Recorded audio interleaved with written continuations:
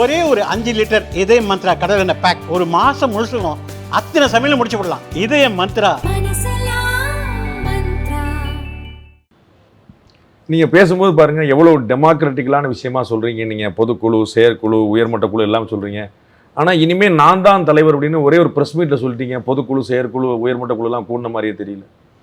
ஆமாம், இது கட்சியினுடைய பொறுப்புகள். நான் சொல்கிறேன், நான் தான் தலைவர்ன்றது கட்சியினுடைய பொறுப்பு. அது பட் ஒரு முடிவு எடுக்க வேண்டியது நீங்கள் சொல்கிற மாதிரி தேர்தல் அது சம்மந்தமான ஒரு முடிவு எடுக்க வேண்டியது நான் சொல்ல இந்த 3 அமைப்பு. இல்லை, கட்சிக்கான தலைவருங்கிறது வந்து அவ்வளோ முக்கியமான ஒரு நீங்கள் வந்து டே ஒன்லேருந்து நிறுவனராக இருந்து அதில் பிறகு திரு ஜி.கே. உட்பட பலர் வந்து இருந்தால் கூட அது வந்து உங்களுடைய முகத்தை எல்லாரும் பார்ப்பாங்க, என்ன சொல்கிறீங்கிறத பார்ப்பாங்க. அதற்கு பிறகு தலைவர் வந்து நான் தான் அப்படின்னு சொல்லும்போது அங்கே வந்து இந்த டெமோக்ராட்டிக்கல் ப்ராசஸ் எதுவுமே நடக்கலையே. ஒரு ஜனநாயகபூர்வமாக பொதுக்குழுலையோ செயற்குழுலையோ உயர்மட்ட குழுலையோ எதுவும் கேட்கப்பட்ட மாதிரியே தெரியலையே. ஒரு ப்ரெஸ் மீட் வச்சு நான் தலைவர் அப்படின்னு சொல்லி சொல்லிட்டீங்களே. புரியல, மறுபடியும் சொல்லுங்க. ஆமாம், இந்த நீங்கள் வந்து டெமோக்ராட்டிக்கலாக பேசுகிறீங்க, சொல்கிறீங்க. அதை வந்து நம்ம வந்து யாரோட கூட்டணிங்கிறத நம்ம வந்து செயற்குழு கூட்டணி. ஆமாம், ஆனால் தலைவருக்கு வந்து இந்த மாதிரி எந்த கூட்டமும் இல்லாமல் நான் தலைவர் அப்படின்னு சொல்லிட்டீங்க. பொதுக்குழு கூட்டின மாதிரி தெரியல, செயற்குழு கூட்டின மாதிரி தெரியல. இது நான் உருவாக்கின கட்சி. ஆமாம், சுயம்பு உருவாக்கின கட்சி. இந்த கட்சியில்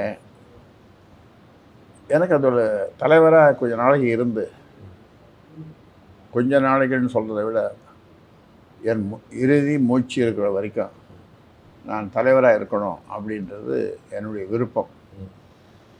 ஏன்னா அதுக்கான காரணங்கள் நிறைய இருந்தாலும் கூட கட்சி இன்னும் நல்லா வளரணும்,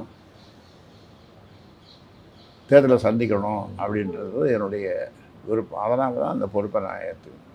நீங்கள் வந்து சுயம்புங்கிறதுல எந்த சந்தேகமும் இல்லை. நீங்கள் தனியாக உருவாக்கி நீங்கள் சொன்ன மாதிரி 1000 கிராமங்கள் இரவு பகலாக 6000 கிராமம் இல்லை, நல்ல ஞாபகம் இருக்குது. நாங்கள் அதை பார்த்துருக்கோம், நாங்கள் கேட்டிருக்கோம். அது ஆரம்ப காலத்தில் இந்த கட்சி அப்படி இருந்தது.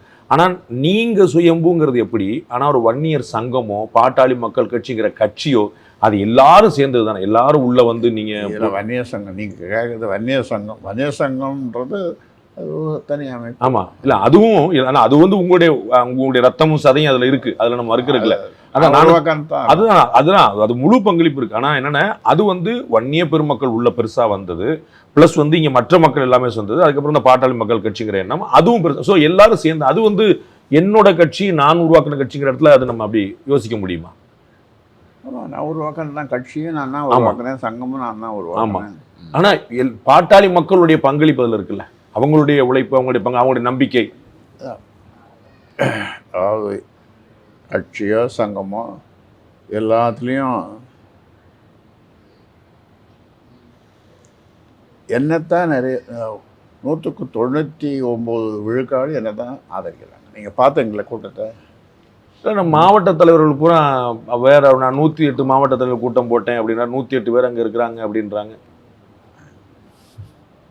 நீங்கள் இன்றைக்கி பார்த்தீங்களே, நான் இதை விட பெரிய கூட்டம், ஒரு நாளைக்கு 300 பேர் 400 பேர் 200 பேர் இங்கே வந்து நியமன கடிதங்களை பார்த்துட்டு போகிறாங்க.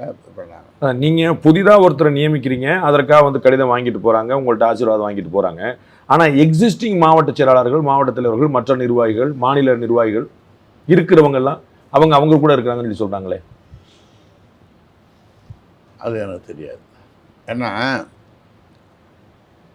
சில பேர் இங்கே வருவாங்க, சில பேர் அங்கேயும் போவாங்க, அப்புறம் திரும்ப இங்கே வந்துடுவாங்க. ஐயா தான் எல்லாம் ஐயாக்கிட்ட போகணும் வருவாங்க. இது ஒரு சில நாட்கள் நடக்கும். இன்னும் ஒரு சில நாட்கள் நடக்கும். ஒரு சில நாட்கள்னால் ஒரு 2-3 நாள் நடக்கும், அவ்வளோதான். அதன் பிறகு அதுக்கு ஒரு